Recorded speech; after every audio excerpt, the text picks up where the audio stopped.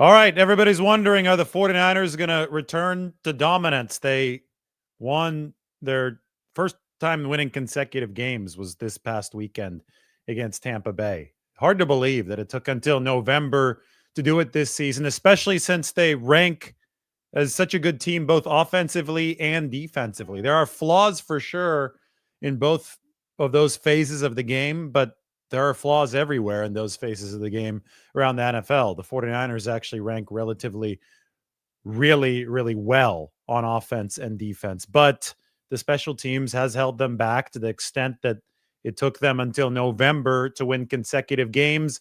Now they have a chance to win 3 in a row.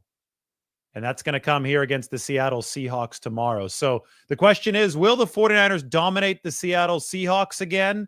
And will they be dominant again as a team, just as a whole?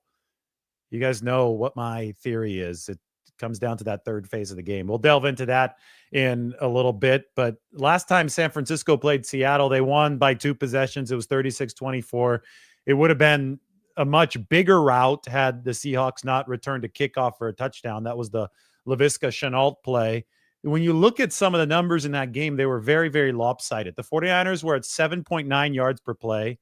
Whenever you're anywhere close to 8 yards per play, that is a complete annihilation of the opposing defense. The Seattle Seahawks couldn't even manage 5 yards per play. So it was 7.9 yards per play to 4.9 yards per play. Rushing game. 49ers in that one against Seattle rushed for 228 yards on 6.9 per carry.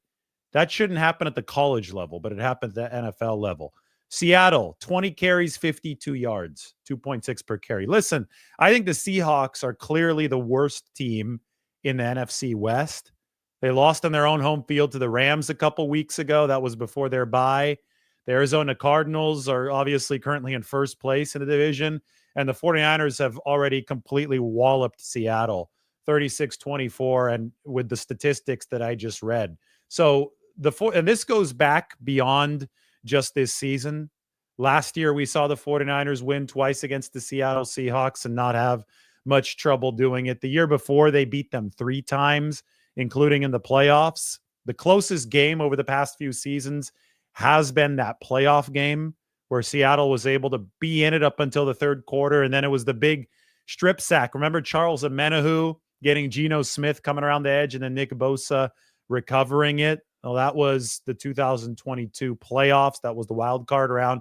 That was actually the beginning of Deommodore Lenoir's run all the way to a contract. That's worth putting up here. I have this one in the description. You can go check it out. How Deommodore Lenoir's contract paved the way for a Brock Purdy mega deal. I will also say that the Brock Purdy mega deal path that the 49ers are currently on, a huge step toward that was taken against the Seattle Seahawks in 2022 when Purdy dominated Seattle with a broken rib. That's something that people don't remember, right? Purdy's first was entered into actual legitimate game action against the Miami Dolphins in week 13 of 2022.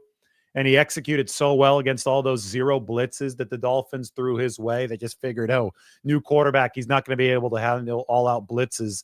Purdy handled that just fine. Very next week, he played Tampa Bay, obviously handled an entirely tailored game plan for him just fine. The Buccaneers threw everything they had, including a nickel blitz that rattled Purdy on snap 1, but then he bounced back to play a great game.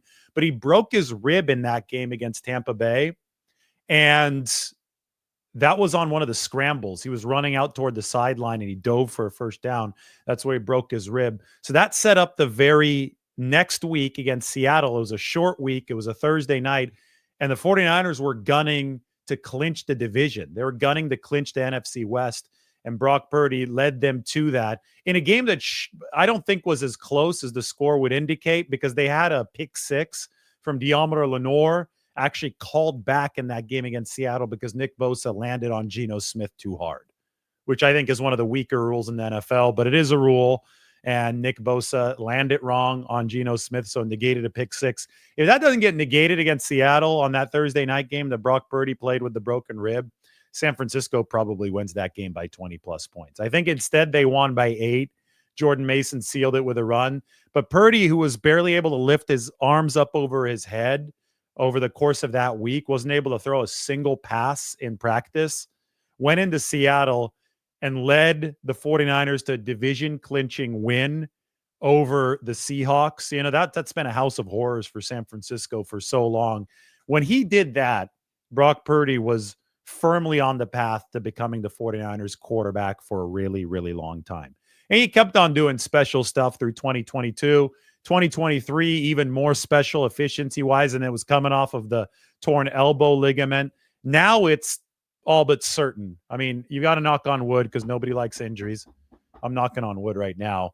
But if Brock Purdy continues delivering at the level that he's delivering at, he is going to be the highest paid quarterback in the NFL. All these people talking about, oh, he's going to take a team-friendly discount, all this, all that. Why are you so worried about some other man's money? I mean, lay off of it. That's like weird. It's downright weird how many people are talking about Brock Purdy and he should take less money, as if you would tell that to your friend who's at a job and he's applying for a promotion. It's like, oh no, just take less money, take less than you're worth. Just quit worrying about other people's money and just analyze what's going to happen here. Brock Purdy's been playing as one of the top quarterbacks in football, and that means that he's going to usurp the high water mark if things continue along this trajectory. That means that a mega deal is on its way for Brock Purdy, and that means the 49ers have to get ready for it. I mentioned Deommodore Lenoir a little bit earlier. Well, Deommodore Lenoir is the one that just signed his contract, and the way that this was structured for the 49ers is going to allow them to have wiggle room to pay Brock Purdy and others as this 2025 season approaches. You can see the salary cap hits on the right. They kept Lenoir's cap hit down at $4.9 million in 2024 and $5.9 million in 2025. Those are relatively low cap hits. It jumps up to $20 million in the subsequent years, about $20 million for 4 straight years until 2029. But the great part about that is that none of those years are guaranteed. So there's flexibility for the 49ers to restructure the deal, to part ways with Lenoir if that becomes something that needs to be done, or to keep him at what could be a bargain rate by then. So the 49ers have earned team contractual control through 2029 with this deal, but they do not compromise themselves in an unsustainable, pigeonholed way in 2026 through 2029. It was important for them to push cap hits to the future, which they did through the double bonus structure. You remember you stretch the cap hit like an accordion over the course of the contract. It was very important for the 49ers to do that. They managed that. They kept Lenoir's cap hits low in the near term. And now the team has, and I went through this, we can actually go to the Google Doc. They have $49.7 million in salary cap space in this 2024 season, which they can roll over what they don't use into 2025. And that is a spot where they need more cap space. They're only at $5.4 million that year, with 20 more players to sign and Brock Purdy still to sign. But you can see if you add that $50 million onto this, then all of a sudden it's $60 million, $55 million. Then you could continue to play the same game that you did with Deommodore Lenoir's contract, that you did with Brandon Ayuk's contract, and that is depressing the early cap hits by pushing money into the forward with a double or even triple bonus structure. Hell, I wouldn't be surprised if Brock Purdy's contract contained a quadruple bonus structure to push the money far, far into the future so the 49ers can continue surfing the wave of the rising salary cap. But you know what? The quarterback play, the cornerback play, all these big money deals on offense and on defense can be wasted if the 49ers don't do a better job on special teams. So during our morning walk today, recorded a little bit on the 49ers special teams unit, just how bad it's been. And here's the opportunity waiting for them against Seattle tomorrow. We've got to start with the special teams discussion. We're at Billy Goat Hill. Reminds me of Billy Goat curse, the Cubs curse, because the 49ers might have a special teams curse. You go back to 2011, Kyle Williams, 2012, the Ravens kickoff return in the Super Bowl. And then obviously, I don't think people want to talk about the 2023 season Super Bowl, but that came down to special teams as well. Look how atrocious special teams coverage has been for the 49ers this year. You've got punt coverage and kick coverage, they're outliers in the way that you don't want to be an outlier. I mean, we talk about the Brock Purdy charts, especially from last season, but ever since he joined the league, he was in the upper right corner. This one is the polar opposite. This is the bottom left corner. So the reason I bring up special teams now is obviously because on the aggregate, the 49ers have top 5 offense and defense. We look at DVOA, but special teams is basically dead last.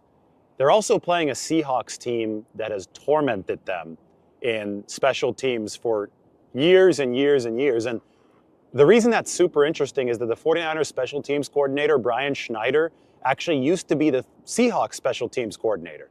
And he coordinated some really, really good units for Seattle that lashed out some punishment in special teams on the 49ers. Think Richard Sherman, all those guys. Sherman had that block kick return for a touchdown. I think that was in 2013 against the 49ers. That was with Brian Schneider as Seattle's coordinator.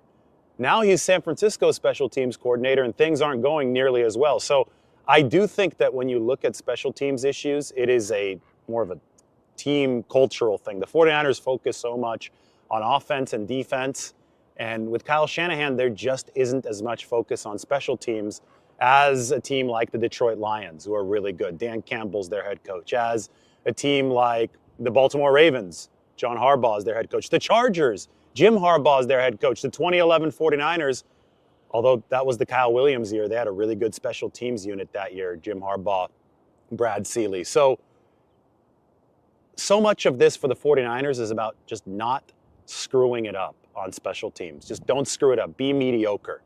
Can they attain mediocrity consistently? I don't think I'm asking too much, because if they can, that's when your top 5 offense and your top 10 defense is going to show out.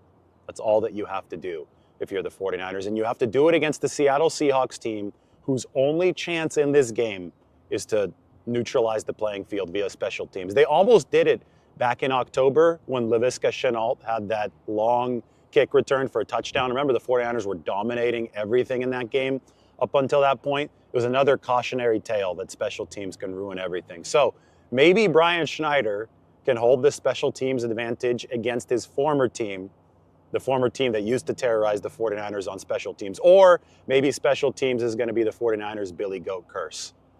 They sure hope that it won't end that way, because it was ugly last year when special teams derailed everything in the Super Bowl. What of you? Paralleled only by this. This is only offense and defense, though. It doesn't include special teams. See, the 49ers, they're way over here on the right. The offense, I think, still has quite a bit left in the tank, too. They can improve in the red zone, which I fully expect them to. They're number 27 in red zone touchdown percentage right now. But Christian McCaffrey is now back. I think that gradually starts to trend back up to at least the middle of the pack.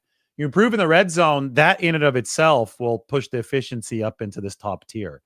As you can see, the diagonal tiers have the 49ers defense good enough. It's better than Washington's. It's better than Baltimore's. It's good enough to where they only need a little bit more from their offense to be in this top tier. Now, the defense, I think, has also been improving for the 49ers.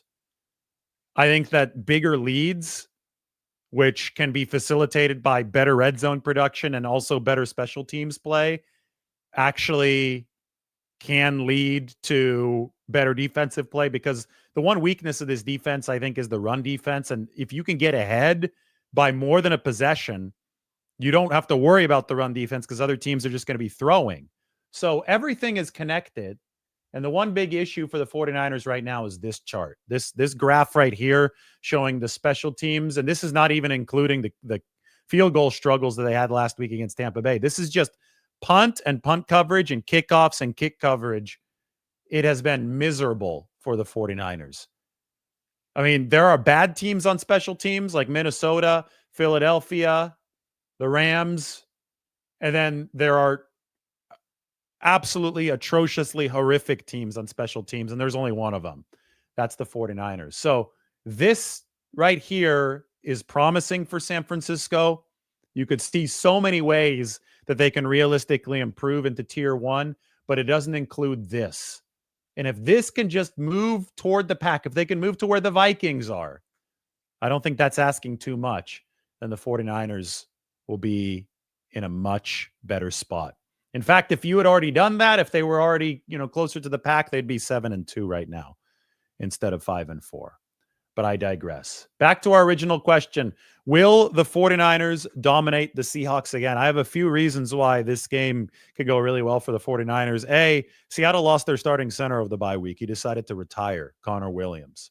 So they're going to be going to a second-year man at center. Center has been a huge deal in this rivalry.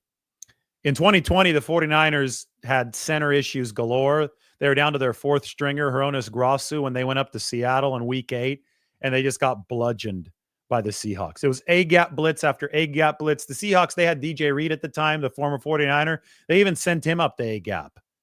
They just decided to blitz on the center, and it was a new center. It was an inexperienced center, and it worked. It collapsed the entire offense. I wouldn't even be surprised if the 49ers had Nick Bosa operate from defensive tackle here for a couple snaps in this game.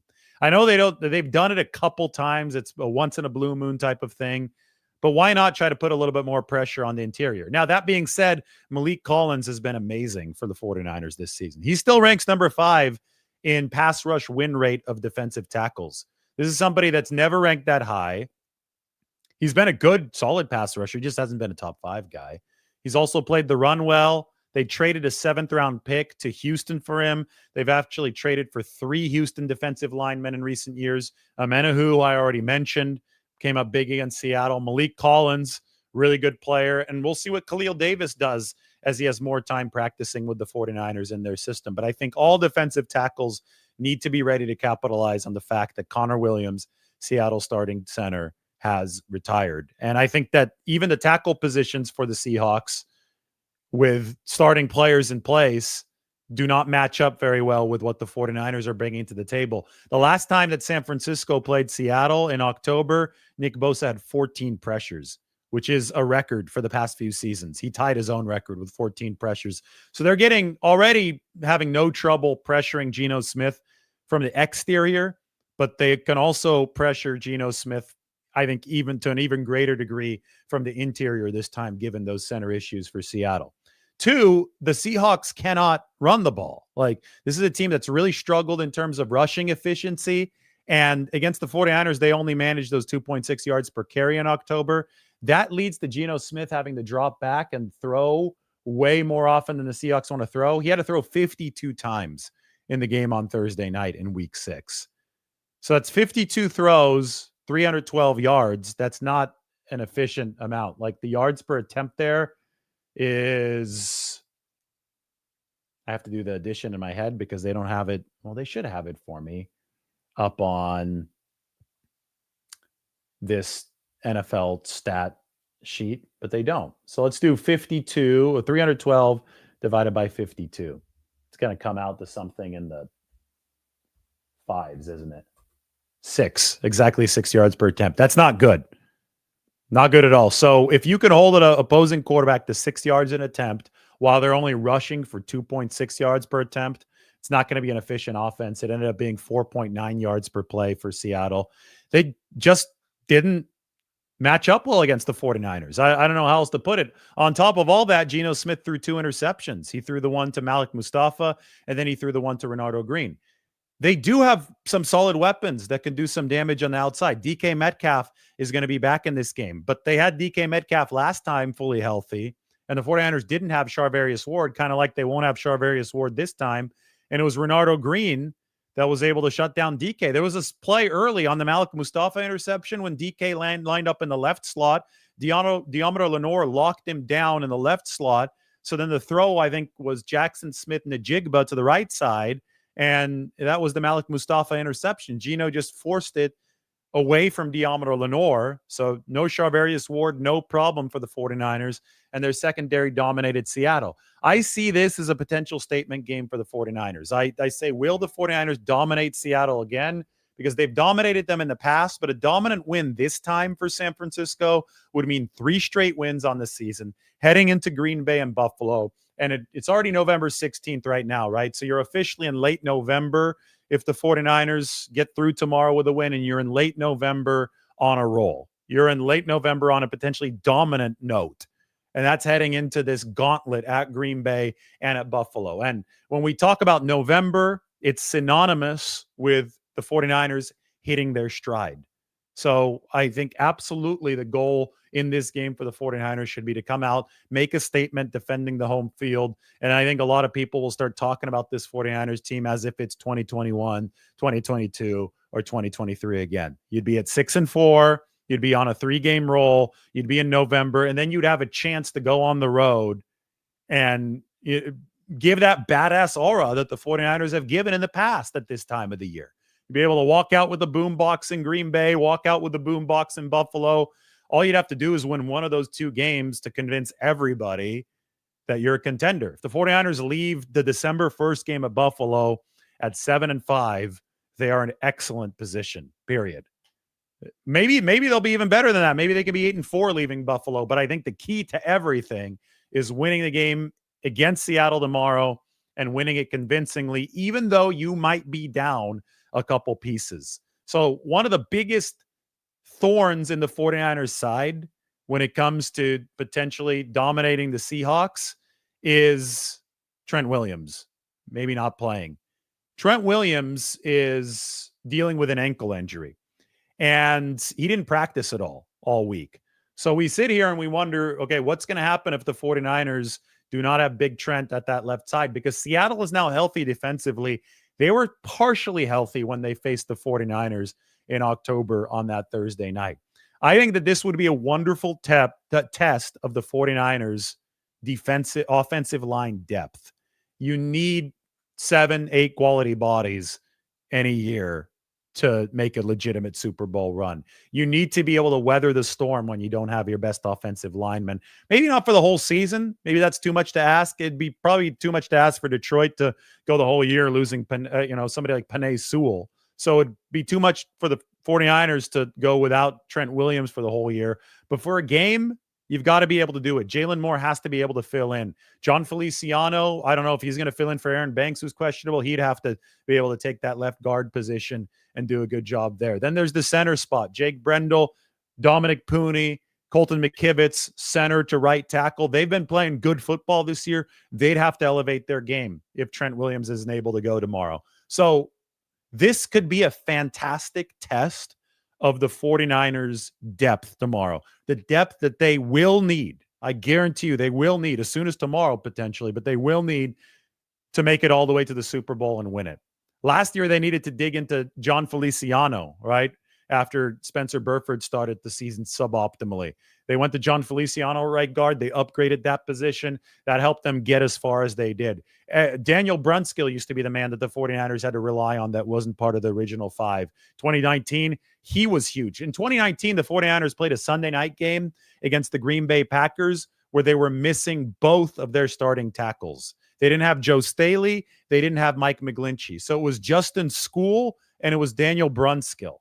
Those were the 49ers' 2 tackles. They ended up getting the job done and absolutely destroying the Packers. So missing your top tackle is not something that you should point at as a reason to say, okay, this team is not going to be productive at all offensively today. They better win with a defensive touchdown. You can still be productive without that top tackle if you are a team that has a line that is deep enough.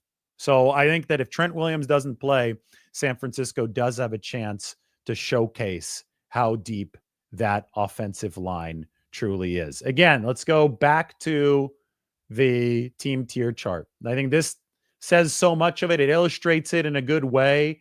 The 49ers have a solid offense that's nearing elite level, that can push strain forward to elite level, if they can showcase that O-line depth, if they can get better in the red zone with Christian McCaffrey, and they have a defense that can feed off of that and move higher up here on the team tier chart to get things done. This show is sponsored by BetterHelp. Want to take a moment to thank the person we've been thanking all week, Mike. Mike has been doing an awesome job producing for us here over the past several seasons now. Isn't this our 3rd season, 2021, 2022? This is our 4th season doing this channel. Unbelievable. 2023 and 2024. Mike's been with us for a while, so Since this month is all about gratitude, I wanted to shout out to Mike. And there's another person that we often don't get to thank enough, ourselves. It's sometimes hard to remind ourselves that we are trying our best to make sense of everything. And in this crazy world, that isn't easy. Here's a reminder to send some thanks to the people in your life, including yourself. If you're thinking of starting therapy, give BetterHelp a try. It's entirely online, designed to be convenient, flexible, and suited to your schedule. Just fill out a brief questionnaire to get matched with a licensed therapist and switch therapists anytime for no additional charge. Let the gratitude flow with BetterHelp. Visit betterhelp.com/Lombardi Lounge today to get 10% off your first month. That's BetterHelp, HELP.com/Lombardi Lounge. Anyway, the question was, will the 49ers dominate the Seahawks again? I think the answer is yes. I actually picked a resounding win for the 49ers. For my prediction, though, we're going to do a separate video. We're doing some fun stuff this afternoon in the city, so stay tuned for that. For now, you can hold yourself over by reading about Diomeder Lenoir's contract and how it paved the way for a Brock Purdy mega deal. That one is in the description of the YouTube channel, so go ahead and find that. Subscribe there. And everybody have a great Saturday. We'll talk to you very soon.